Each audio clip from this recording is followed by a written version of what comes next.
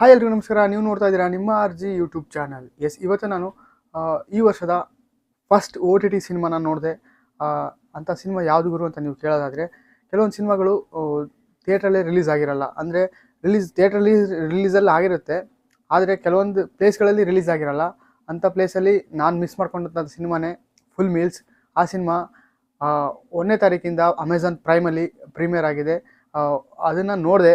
ಈ ವರ್ಷದ first OTT ಸಿನಿಮಾನ ನಾನು ನೋಡಿದ್ದು. ಆ ಸಿನಿಮಾದ ಬಗ್ಗೆ ಡೀಟೇಲಾಗಿ ಮಾತಾಡ್ತೀನಿ. ಅದಕ್ಕಿಂತ ಮುಂಚೆ ನೀವು ನಮ್ಮ ಚಾನಲ್ಗೆ ಹೊಸಬರಾದರೆ ಪ್ಲೀಸ್ ಸಬ್ಸ್ಕ್ರೈಬ್ ಮಾಡ್ಕೊಳ್ಳಿ ಹಾಗೂ ಬೆಲ್ ಐಕನ್ ಮೇಲೆ ಒತ್ತಿದ್ರೆ ನಾನು ಅದೇ ಹೊಸ ವೀಡಿಯೋ ಅಪ್ಲೋಡ್ ಮಾಡಿದ ತಕ್ಷಣ ಫಸ್ಟ್ ನಿಮಗೆ ನೋಟಿಫಿಕೇಶನ್ ಬರುತ್ತೆ. ನಮ್ಮನ್ನ ಸೋಷಿಯಲ್ ಮೀಡಿಯಾದಲ್ಲೆಲ್ಲ ಫಾಲೋ ಮಾಡ್ಬೋದು. ಎಲ್ಲ ಲಿಂಕು ಡಿಸ್ಕ್ರಿಪ್ಷನ್ ಕೊಟ್ಟಿದ್ದೀನಿ, ಒಂದ್ಸಲ ಚೆಕ್ ಮಾಡಿ ಅಂತ ಹೇಳ್ತಾ ಇವತ್ತಿನ ಈ ವಿಡಿಯೋನ ಶುರು ಮಾಡ್ತಾ ಇದ್ದೀನಿ. ಬನ್ನಿ.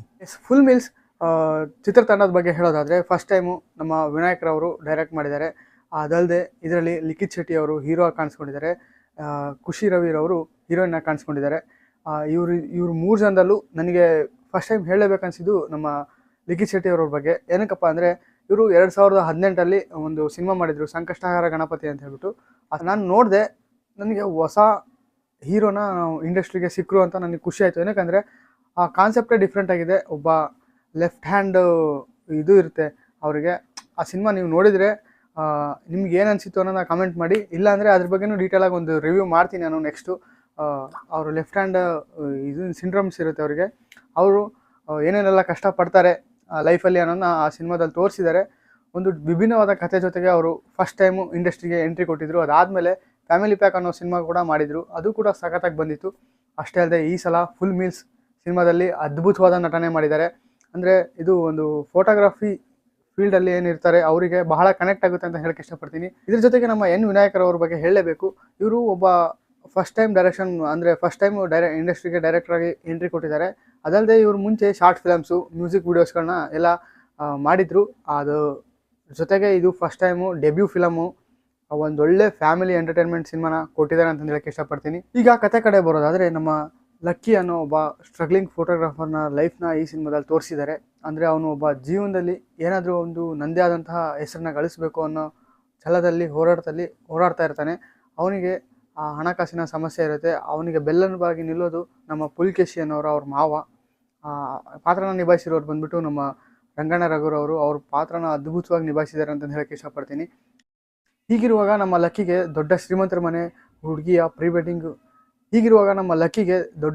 ಮನೆ ಪ್ರೀ ವೆಡ್ಡಿಂಗು ಕಾಂಟ್ರಾಕ್ಟ್ ಸಿಗುತ್ತೆ. ಆಗ ಮದುವೆ ಆಗ್ತಿರೋ ಹುಡುಗಿ ಹೆಸರು ಬಂದ್ಬಿಟ್ಟು ಪೂಜಾ ಅಂತ ಹೇಳ್ಬಿಟ್ಟು, ಹುಡುಗನ ಹೆಸರು ಕಿರಣ್ ಅಂತ ಹೇಳ್ಬಿಟ್ಟು, ಅವರಿಬ್ಬರ ನಡುವೆ ಅಂದರೆ ನಮ್ಮ ಲಕ್ಕಿ ಮತ್ತು ಪೂಜಾ ಅವರ ಹಿಂದ್ಗಡೆ ನಡೆದಂತಹ ಕೆಲವೊಂದು ಸಿಚುವೇಶನ್ಗಳು ಕನೆಕ್ಟ್ ಆಗುತ್ತೆ ಅವರಿಗೆ. ಅವರಿಬ್ಬರ ಮಧ್ಯೆ ಇದ್ದಂಥ ಪ್ರೀತಿ ಏನಿರುತ್ತೆ ಅದು ಮತ್ತೆ ಚಿಗುರೊಡೆಯುತ್ತೆ. ಆ ಸಂದರ್ಭದಲ್ಲಿ ಇವ್ರ ಜೊತೆಗೆ ತೇಜಸ್ವಿನಿ ಶರ್ಮಾ ಅನ್ನೋ ಒಂದು ಹೊಸ ಪಾತ್ರನ ಎಂಟ್ರಿ ಕೊಡುತ್ತೆ. ಅವರ ನಡುವೆ ಏನಾಗುತ್ತೆ ಅನ್ನೋದನ್ನ ಸಿನಿಮಾದಲ್ಲಿ ನೋಡಿ ತಿಳ್ಕೊಬೇಕು. ಲಕ್ಕಿ ತನ್ನ ಹಳೆ ಪ್ರೀತಿನ ಪಡಿತಾನ ಅಥವಾ ತನ್ನ ಜವಾಬ್ದಾರಿಗಳ ಮೇಲೆ ಎಲ್ಲ ಮರೆತು ನನ್ನ ಜವಾಬ್ದಾರಿ ನಿಭಾಯಿಸ್ತಾನ ಅನ್ನೋದನ್ನ ನೋಡಿ ತಿಳ್ಕೊಬೇಕು. ಅದೇ ಫುಲ್ ಮೀಲ್ಸ್ ಅಂತ ಹೇಳಕ್ಕೆ ಇಷ್ಟಪಡ್ತೀನಿ. ಇನ್ನು ಈ ಸಿನಿಮಾದ ಪ್ಲಸ್ ಪಾಯಿಂಟ್ ಕಡೆ ಬರೋದಾದರೆ, ನಮ್ಮ ಲಿಖಿತ್ ಶೆಟ್ಟಿರವರು ಯಾವಾಗಲೂ ನಟಿಸೋ ರೀತಿಯೇ ನ್ಯಾಚುರಲ್ ಆಗಿ ಕಾಣಿಸ್ಕೊಂಡಿದ್ದಾರೆ. ನಮ್ಮ ಖುಷಿ ರವಿರವ್ರ ಜೊತೆ ಎಮೋಷನ್ ಸೀನ್ಸ್ ಆಗಿರ್ಬೋದು, ರೊಮ್ಯಾಂಟಿಕ್ ಸೀನ್ಸ್ಗಳಲ್ಲಿ ಅದ್ಭುತವಾಗಿ ಕಾಣಿಸ್ಕೊಂಡಿದ್ದಾರೆ. ಅಷ್ಟೇ ಅಲ್ಲದೆ ನಮ್ಮ ರಂಗಣ್ಣ ರಘುರವರು ಪಾತ್ರ ಅದ್ಭುತವಾದಂತಹ ಕಾಮಿಡಿನ ಮಾಡಿದೆ ಈ ಸಿನಿಮಾದಲ್ಲಿ ಅಂತ ಹೇಳಕ್ಕೆ ಇಷ್ಟಪಡ್ತೀನಿ. ಅಷ್ಟೇ ಅಲ್ಲದೆ ಈ ಸಿನಿಮಾದ ಕ್ಯಾಮ್ರಾ ವರ್ಕ್ ಕಡೆ ಬರೋದಾದರೆ, ಮನೋಹರ್ ಜೋಶಿರವರು ಅದ್ಭುತವಾದಂಥ ಫ್ರೇಮಿಂಗ್ಸು, ಕಲರ್ಫುಲ್ ಆಗಿ ಫಿಲಮ್ನ ಕಟ್ಕೊಟ್ಟಿದ್ದಾರೆ ಅಂತ ಹೇಳಕ್ಕೆ ಇಷ್ಟಪಡ್ತೀನಿ. ಮ್ಯೂಸಿಕ್ ಡೈರೆಕ್ಟರ್ ಆದಂತಹ ಗುರು ಕಿರಣ್ ರವರು ಕೂಡ ಅವರ ಕೆಲಸನ ಅದ್ಭುತವಾಗಿ ನಿಭಾಯಿಸಿದ್ದಾರೆ. ಅದರಲ್ಲೂ ವಾ ಹೇ ನೀ ಹವ್ವ ಸಾಂಗ್ ಅಂತೂ ಸಿಚುವೇಶನಿಗೆ ತಕ್ಕಂಗೆ ಬರುತ್ತೆ. ಸಿಕ್ಕಾಬಟ್ಟೆ ಇವಾಗ್ಲೂ ಗುಂಗಲ್ಲಿದ್ದೀನಿ ಅಂತ ಹೇಳಕ್ಕೆ ಇಷ್ಟಪಡ್ತೀನಿ ಆ ಸಾಂಗ್. ಇನ್ನು ಮೈನಸ್ ಪಾಯಿಂಟ್ಗಳ ಬಗ್ಗೆ ಹೇಳೋದಾದರೆ, ಈ ಸಿನಿಮಾ ಫಸ್ಟ್ ಹಾಫು ಬೇಗ ಮುಗ್ದೋಗುತ್ತೆ ಅನಿಸುತ್ತೆ. ಅದಾದಮೇಲೆ ಸೆಕೆಂಡ್ ಹಾಫಲ್ಲಿ ಸ್ವಲ್ಪ ಲ್ಯಾಗ್ ಅಂತ ಫೀಲ್ ಆಗುತ್ತೆ. ಆದರೆ ಅಂಥ ಏನು ಲ್ಯಾಗ್ ಅಂತ ಫೀಲ್ ಆಗೋಲ್ಲ. ರನ್ ಟೈಮ್ ಏನಿದೆ ಅದಕ್ಕೆ ಕರೆಕ್ಟಾಗಿ ಮ್ಯಾಚ್ ಆಗಿದೆ ಅಂತಂದೇ ಹೇಳ್ಬೋದು. ಅಷ್ಟೇ ಅಲ್ಲದೆ ಸಿಚುವೇಶನ್ನು ಹೋಲಿಸ್ತಾ ಹೋದರೆ ನೆಕ್ಸ್ಟ್ ಏನಾಗುತ್ತೆ ಅನ್ನೋದನ್ನ ಒಂದು ರೀತಿಯಲ್ಲಿ ಗೆಸ್ ಮಾಡಬಹುದು ಅಂತ ಅನಿಸುತ್ತೆ ಸ್ಟೋರಿನ ನೋಡ್ತಾ ಕೂತಾಗ ನಿಮಗೆ. ಒಟ್ಟಾರೆಯಾಗಿ ಹೇಳೋದಾದರೆ, ಫುಲ್ ಮೀಲ್ಸು ಒಂದು ಫ್ಯಾಮಿಲಿ ಎಂಟರ್ಟೈನ್ಮೆಂಟ್ ಅಂತ ಹೇಳೋಕ್ಕೆ ಇಷ್ಟಪಡ್ತೀನಿ. ಯಾವುದೇ ರೀತಿ ಡಬಲ್ ಮೀನಿಂಗ್ ಇಲ್ಲ, ಆಮೇಲೆ ವೈಲೆನ್ಷನ್ಸ್ ಇಲ್ಲ, ಅಂದರೆ ಜಾಸ್ತಿ ಆ್ಯಕ್ಷನ್ಸ್ ಏನೂ ಇಲ್ಲ. ಒಂದು ರೀತಿಯಾಗಿ ಫುಲ್ಲಿ ಫ್ಯಾಮಿಲಿ ಕೂತ್ಕೊಂಡು ಆರಾಮಾಗಿ ನೋಡುವಂಥ ಸಿನಿಮಾ.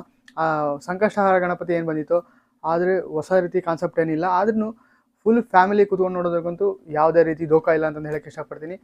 ನೀವು ಸಿನಿಮಾನ ನೋಡಿಲ್ಲ ಅಂದರೆ ಅಮೆಝಾನ್ ಪ್ರೈಮಲ್ಲಿ ಅವೈಲೇಬಲ್ ಇದೆ. ಒಂದ್ಸಲ ಹೋಗಿ ವಿಸಿಟ್ ಮಾಡಿ ಅಮೆಝಾನ್ ಪ್ರೈಮಲ್ಲಿ ಸಿನಿಮಾನ ನೋಡಿ ಅಂತ ಹೇಳಕ್ಕೆ ಇಷ್ಟಪಡ್ತೀನಿ. ಯಾಕಪ್ಪ ಅಂದರೆ ಒಬ್ಬ ಫೋಟೋಗ್ರಾಫರ್ ಲೈಫಲ್ಲಿ ಏನೇನೆಲ್ಲ ಕಷ್ಟಗಳು ನಡೆಯುತ್ತೆ, ಆ ಒಬ್ಬ ಫೋಟೋಗ್ರಾಫರ್ ಆಗೋಕ್ಕೆ ಏನೆಲ್ಲ ಸ್ಟ್ರಗಲ್ ಪಡ್ತಾನೆ ಅನ್ನೋದನ್ನ ಈ ಸಿನಿಮಾದಲ್ಲಿ ಅಚ್ಚುಕಟ್ಟಾಗಿ ತಿಳಿಸ್ಕೊಟ್ಟಿದ್ದಾರೆ ನಮ್ಮ ಎನ್ ವಿನಾಯಕರ್ ಅವರು ಅಂತ ಹೇಳಕ್ಕೆ ಇಷ್ಟಪಡ್ತೀನಿ. ನೀವು ಸಿನಿಮಾನ ನೋಡಿದರೆ ನಿಮ್ಗೆ ಏನು ಅನಿಸುತ್ತೋ ಅನ್ನೋದನ್ನ ಮಿಸ್ ಮಾಡಿದೆ ಕಮೆಂಟ್ ಮಾಡಿ. ನಮ್ಮ ಚಾನಲ್ಗೆ ಹೊಸಬ್ರಾದರೆ ಪ್ಲೀಸ್ ಸಬ್ಸ್ಕ್ರೈಬ್ ಮಾಡ್ಕೊಳ್ಳಿ ಹಾಗೂ ಬೆಲ್ ಐಕಾನ್ ಮೇಲೆ ಒತ್ತಿದ್ರೆ ನಾನು ಯಾವುದೇ ಹೊಸ ವಿಡಿಯೋ ಅಪ್ಲೋಡ್ ಮಾಡಿದ ತಕ್ಷಣ ಫಸ್ಟ್ ನಿಮಗೆ ನೋಟಿಫಿಕೇಶನ್ ಬರುತ್ತೆ ಅಂತ ಹೇಳ್ತಾ ಇವತ್ತಿನ ಈ ವಿಡಿಯೋನ ಮುಗಿಸೋಕ್ಕೆ ಇಷ್ಟಪಡ್ತೀನಿ. Thank you. ಜೈ ಹಿಂದ್, ಜೈ ಕರ್ನಾಟಕ.